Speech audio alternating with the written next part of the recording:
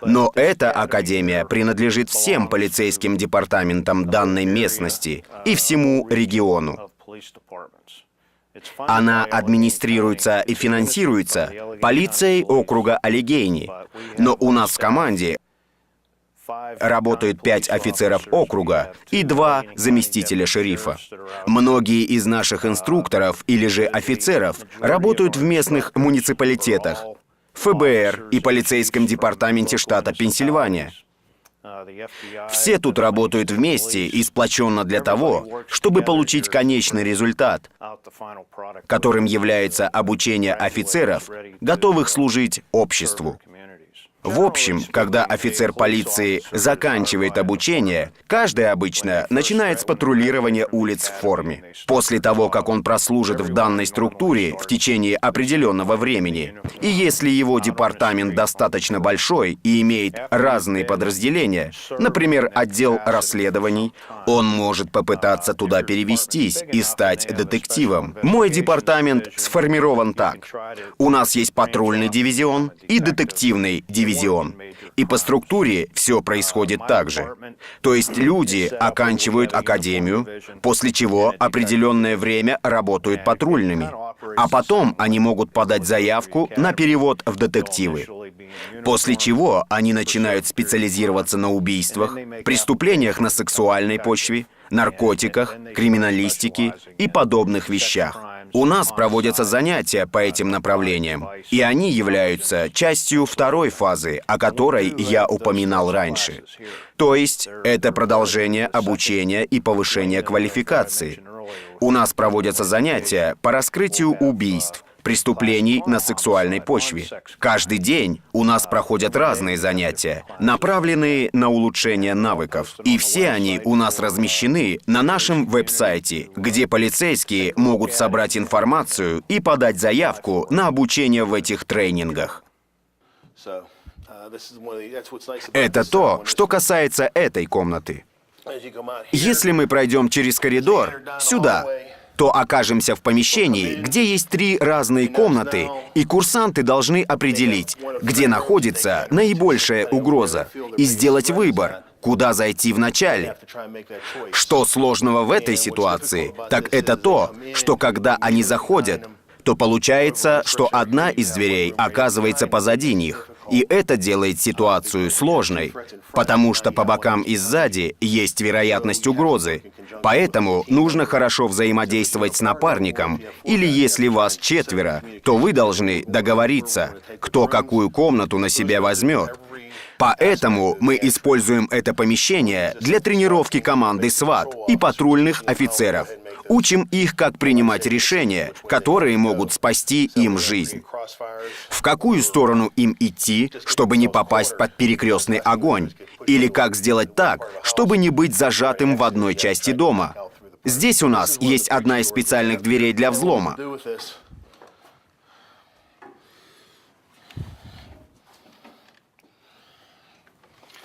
Здесь есть специальные механизмы, которые создают сопротивление. Поэтому, когда офицер подходит, и он знает, что, возможно, за этой закрытой дверью скрывается угроза, но они должны попасть туда, и они должны думать, как взломать эту дверь. Если у них нет специальных приспособлений для взлома, таких как кувалда и так далее, то остается сделать это только своей ногой. И мы учим их, как взламывать ногой или кувалдой и проникать в комнату. Мы можем сделать сопротивление двери сильным настолько, насколько захотим, потому что в этом механизме есть пружина с другой стороны, которую мы можем натянуть для большего сопротивления. Поэтому даже ногой будет невозможно это сделать. Сейчас она настроена как вроде легкой. Вы хотите посмотреть, как мы это делаем? Итак, мы подходим, и я вам покажу, что если вы сделаете обычный толчок ногой, то это не сработает. И мы учим ребят, что нужно вложить достаточно сил в толчок, чтобы ее открыть. Вот так. Мы учим их одной вещи. За этой дверью может кто-то прятаться. Поэтому, когда вы заходите, вы должны толкать дверь так, чтобы он оказался зажат этой дверью. Так он не сможет выйти сзади и не сможет толкнуть дверь обратно на вас. Потому что если я пойду в эту сторону, этот человек может толкнуть и закрыть дверь обратно. И я останусь в закрытой комнате с плохим парнем. Поэтому, если я займусь этой дверью, мой напарник может зайти в эту сторону, и мы будем контролировать комнату. Под впечатлением увиденного мы тоже решили попробовать выбить дверь ногой. И можем вам с уверенностью сказать, что это не так легко, как показывают в фильмах. Здесь все обшито фанерой, потому что в случае, если мы стреляем боевыми пулями, пуля пробивает фанеру, ударяется об сталь, фанеру и падает на землю. Поэтому нам не нужно беспокоиться о каком-то специальном оборудовании. Просто я стреляю, пуля падает. После определенного времени фанеру заменяют, собирают все эти пули и продолжают тренироваться. Это дорого в начале, но это очень дешевая альтернатива, и что хорошо, можно достраивать эти сооружения до нескольких этажей. Можно делать разную обстановку, делать комнаты намного больше. Плюс ко всему, у нас есть смонтированная площадка. Мы можем ставить здесь камеры, отснять занятия, и мы можем сделать монтаж, посмотреть их, обсуждать, что они сделали правильно или неправильно. Это одна из великолепных вещей, которые мы имеем. Эта комната создана так, потому что именно такого размера большинство тюремных камер. Если нужна тюремная камера, мы можем обставить здесь все соответствующим образом. И мы можем тренироваться экстренным штурмом. Например, взять кого-либо из камеры, если он находится в заложниках, и вывести. Показанное и рассказанное инструктором Люком нас очень впечатлило. Но это были еще не все сюрпризы, которые ждали нас в Академии.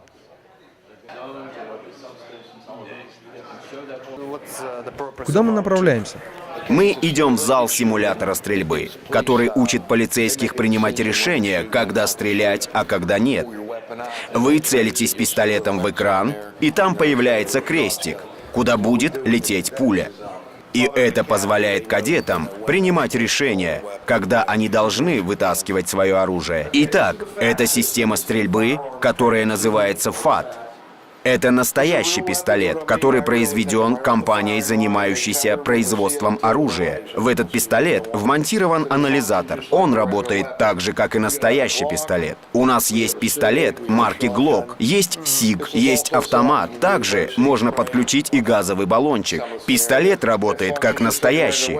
Магазин вытаскивается, засовывается, перезаряжается. Прежде чем перейти к стрельбе из огнестрельного оружия, мы сначала должны убедиться, что стойка, положение и прицеливание кадетов правильны. Это помогает им на полигоне при стрельбе из настоящего оружия. Другая часть — это знание законов. Например, когда можно вытаскивать свое оружие и когда можно из него стрелять.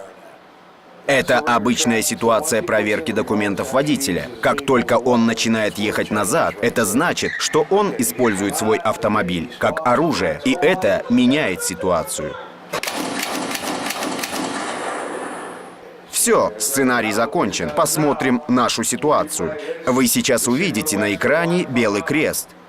Итак, вы выходите, он останавливается. Опасности от автомобиля нет. Вот здесь, когда он сдает назад, ситуация меняется. Вот мое прицеливание. Вы видите у него оружие, и это тот момент, когда вы должны выстрелить. Мы учим стоять так, равномерно распределить вес тела немного назад, ноги на ширине плеч. Раньше обучали определенной стойке, но сейчас говорят, можно стоять так, как удобно. Распределяем вес тела на обе ноги, чуть назад, подтягиваем ремень, немного расслабляем ноги. Если вы видели, в старых фильмах показывают, что стреляют в таком положении. Причина, из-за которой это поменяли, следующая. Если на мне бронежилет и случится так, что в меня будут стрелять, то попадут сюда, а это самое сильное место жилета. А если вы стоите так, то здесь у вас открывается эта часть. Пуля попадет внутрь, и жилет не поможет. И сейчас полицию тренируют так. Руки должны быть вытянуты не до конца. Итак, оружие. Рукой обхватываем здесь повыше, пальцами обхватываем рукоятку и делаем хороший, сильный обхват. Не слишком сильный, но достаточно хороший обхват.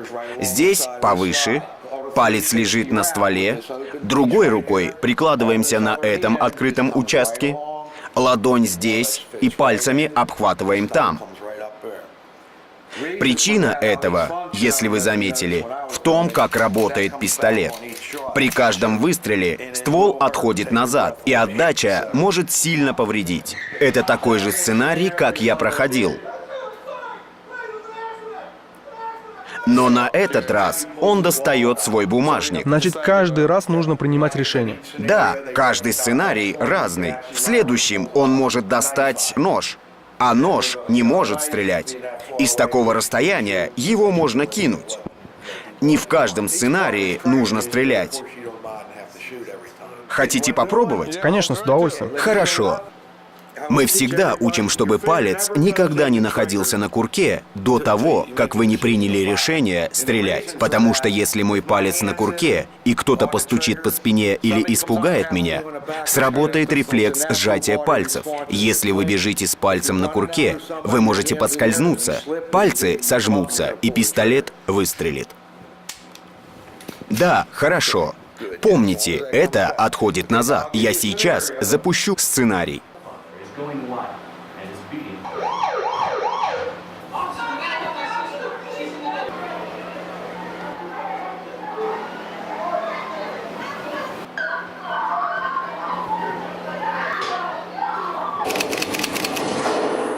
Замечательно. Когда офицер скомандовал, он не послушал. Она использовала дубинку и газовый баллончик. Но как только он схватился за ее оружие, он переходит границу и становится угрозой, и можно стрелять. Значит, принятое мной решение стрелять было правильным? Да.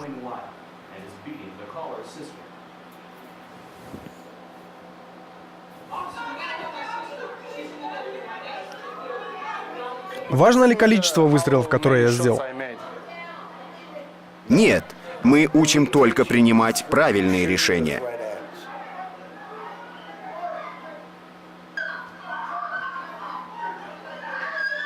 Итак, мы видим, использует газовый баллончик, дубинку, и как только он хватается за ее оружие, он переходит черту, и вы выстрелили в нужный момент.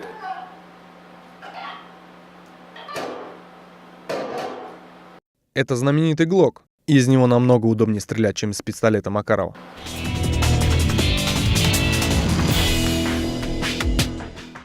Есть в Академии округа Алегейни и настоящее стрельбище.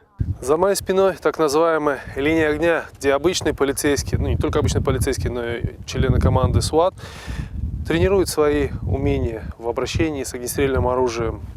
Пистолеты, винтовки, автоматы, даже пулеметы. Ну а снайперы у нас стреляют вот с того коричневого здания. Это около 200 метров. Представьте, насколько это сложно. А из этой вышки ведется все управление огнем. Инструктор через громкоговоритель отдает курсантам приказы на ведение огня, и только тогда те имеют право стрелять. Он говорит курсантам, как стрелять, из какого положения и сколько выстрелов произвести.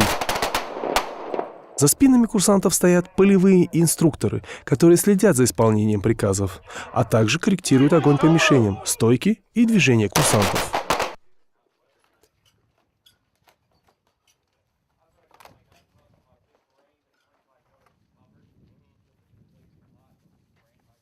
Странным и удивительным фактом для нас стало то, что после окончания стрельбы и краткого анализа попаданий все мишени сжигаются. И это в Америке, где так заботятся об окружающей среде.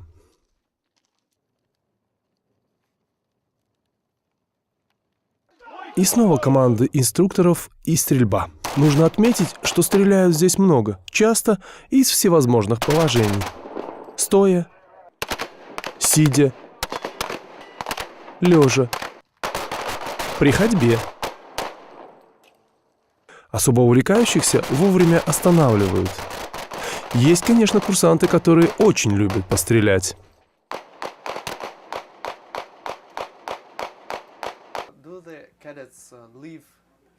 Курсанты живут в академии?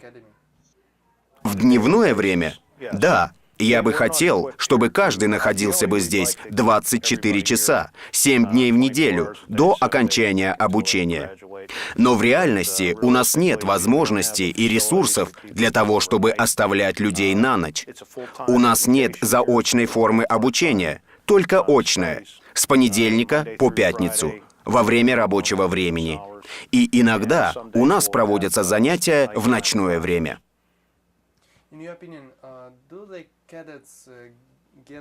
На ваш взгляд, курсанты получают все необходимые знания для работы в полиции? Во всяком случае, мы прикладываем для этого все усилия. В начальном курсе обучения у нас есть предметы, которые по правилам штата являются обязательными, и каждый офицер полиции штата Пенсильвания должен обучаться по одним и тем же предметам, и мы стараемся основываться на этом. Мы приглашаем инструкторов, которые являются офицерами полиции и ветеранами, имеющих много знаний работы на улице, и они предлагают эти знания курсантам, включают свой опыт для того, чтобы молодые офицеры и кадеты имели хорошее представление о том, как применять полученную информацию после того, как они закончат обучение и выйдут на улицы.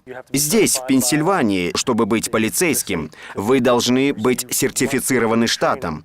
Поэтому вам нужно пройти обучение. Это престижно быть полицейским в Соединенных Штатах?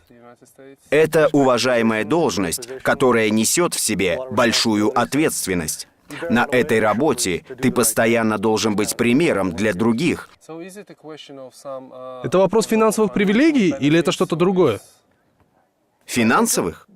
Мое личное мнение, полицейским платят недостаточно, потому что это опасная работа. В зависимости от того, в каком департаменте и в каком месте ты работаешь, зарплата будет разной.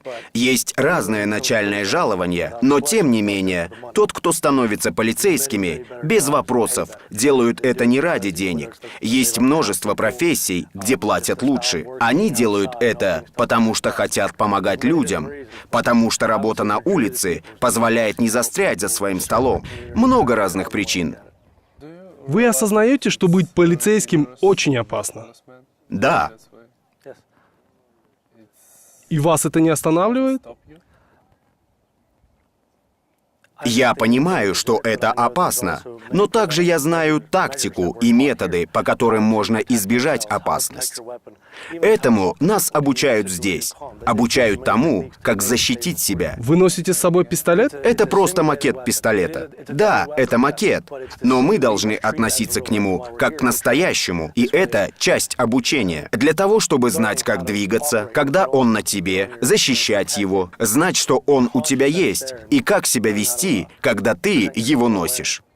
Это макет красного цвета, он не разбирается. И это для того, чтобы обучить курсантов тому, как вести себя, когда носишь оружие с собой. Если ты идешь по улице, кто-нибудь может оказаться сзади. Когда вы надевали на меня микрофон, я положил свою руку на него, несмотря на то, что это не настоящее оружие. Что для вас является самым сложным в вашем обучении? Для меня, наверное, физические нагрузки. Просыпаться по утрам, делать пробежки и подобные вещи. Нам показалось, или ваш командир, лейтенант или сержант, кто он там, орет на вас? О, конечно, если ты не будешь делать что-то не так, он не будет на тебя орать. Разве это так необходимо орать на людей? Это учит дисциплине, точно так же, как и в армии. Потому что я служил в армии, и здесь та же концепция. Если ты делаешь что-то не так, то на тебя орут, для того, чтобы ты этого больше не делал. А также это учит нас работать под давлением. Каким основным навыком должен обладать полицейский для того, чтобы стать успешным полицейским? Знать, как пользоваться бдительностью для безопасности и защищать самого себя. Потому что самая важная вещь — это каждый раз возвращаться домой к своей семье целыми и невредимыми. Как вы думаете, после окончания обучения вы будете морально и физически готовы служить в полиции? Без сомнения. За 6 месяцев? У всех по-разному. Я уверен, потому что я делаю свою работу, я делаю то, что должен. И как староста группы, я уверен за тех 18-19 ребят, с которыми я здесь учусь. Они будут готовы. Марк не лукавит, когда говорит, что здесь каждый курсант хорошо мотивирован и старается добиваться высоких результатов. Каждый из них хочет стать хорошим офицером полиции, который, как говорят здешние полицейские, будет достойно служить обществу.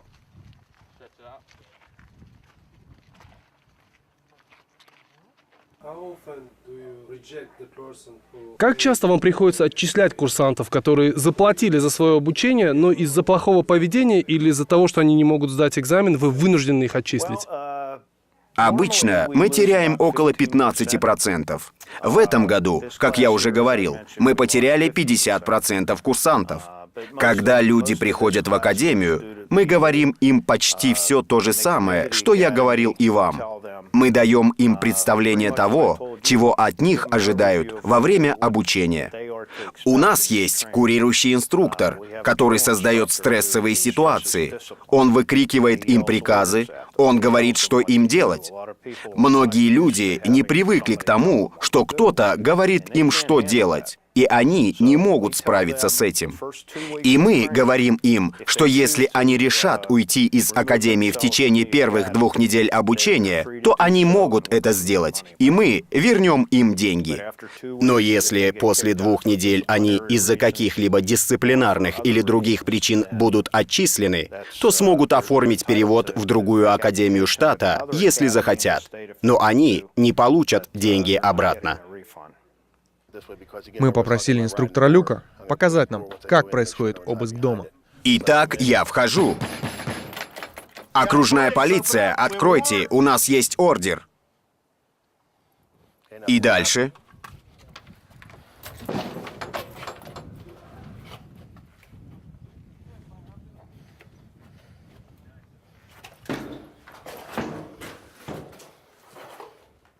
Комната зачищена, выхожу.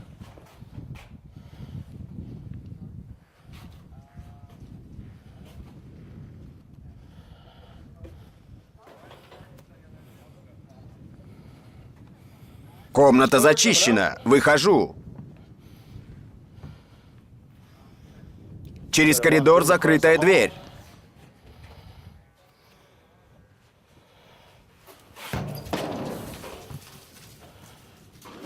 Комната зачищена. Выхожу.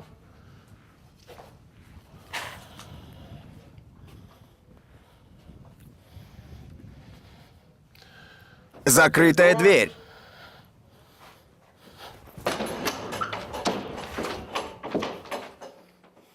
Комната зачищена. Значит, вы каждый раз сообщаете, что делаете? Да. Вы сообщаете по рации или... У нас есть микрофон на пальце, в который я буду говорить. Или если я буду с кем-то, кто будет заходить после меня, я даю им знать, откуда выхожу, для того, чтобы они знали. Или если со мной будет напарник, я даю ему знать, что делаю. В конце обучения, после того, как курсанты пройдут курс физической подготовки, тактики защиты, криминалистики, законодательству, правилам вождения, научатся стрелять, мы оставляем неделю, в течение которой мы нанимаем несколько инструкторов, и мы проигрываем реальные ситуации. Например, курсант становится в роли реального офицера полиции на патрулировании, и они осуществляют остановку транспорта, и в машине сидят люди, которые играют свои роли. И иногда в ситуациях возникают проблемы, а иногда нет. И что они должны делать, так это использовать в этом сценарии все то, что они учили. И у нас есть несколько разных сценариев, которые мы используем. Например, остановка транспорта, домашнее насилие, ситуации с заложниками и другие разные ситуации, для того, чтобы дать им почувствовать, что значит работать полицейским. Вот такой мы увидели полицейскую академию округа Аллегейни. И мы уверены, что все курсанты, прошедшие эту школу, будут служить с честью.